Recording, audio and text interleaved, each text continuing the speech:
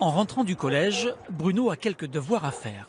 Il se connecte au site internet de sa prof d'histoire pour découvrir le cours du lendemain, l'URSS de Staline. Contrôle de la population et élimination des opposants, l'URSS de Staline est bien un État totalitaire.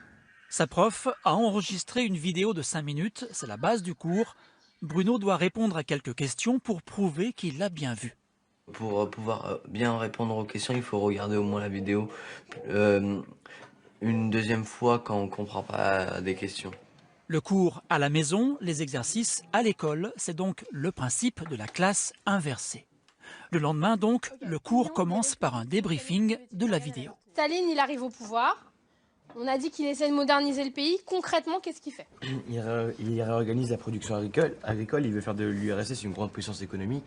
L'URSS, c'est 2 heures seulement dans le programme d'histoire de 3e. Raison de plus pour anticiper le travail à la maison. J'ai plus compris le cours sans que la prof nous explique. Du coup, ça nous fait gagner du temps sur le cours aujourd'hui. Parce que du coup, on a eu des explications hier. Lors du procès, ils les éliminent. C'est ça. Ils organisent des grands procès. Ça s'appelle les procès de Moscou entre 1936 et 1938. Chacun apprend à son rythme. Et du coup, finalement, en classe, là où ils ont besoin de moi pour leur expliquer les exercices, pour leur donner de l'aide, et ben là, je peux être avec eux et finalement ne pas faire que du cours. Vous voyez, là, sur l'heure de cours, j'ai fait 5 minutes de traces écrites de cours. Du collège au lycée. Une classe inversée, là aussi. En physique, ces terminales S travaillent toute l'année par groupe de 4. La professeure supervise juste les travaux pratiques. Ce qui fait 600 nanomètres. C'est pas moi qui apporte le savoir, c'est l'élève qui va lui-même le chercher. C'est pas moi, je ne suis pas entre le savoir et l'élève, je suis vraiment derrière l'élève pour l'aider à accéder à tout ça. Chaque groupe boucle son trimestre à son rythme. 1 mètre seconde, voilà.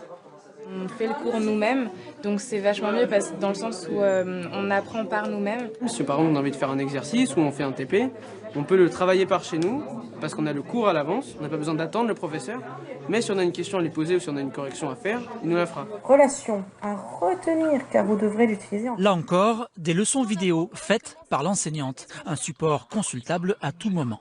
C'est le principe de la classe inversée aussi, je pense qu'on prenne vraiment de l'autonomie. Et donc si on a besoin d'aller chercher quelque chose, d'aller chercher nous-mêmes en fait. En France, plusieurs milliers de profs ont choisi la classe inversée. On ignore encore si les résultats des élèves sont renversants.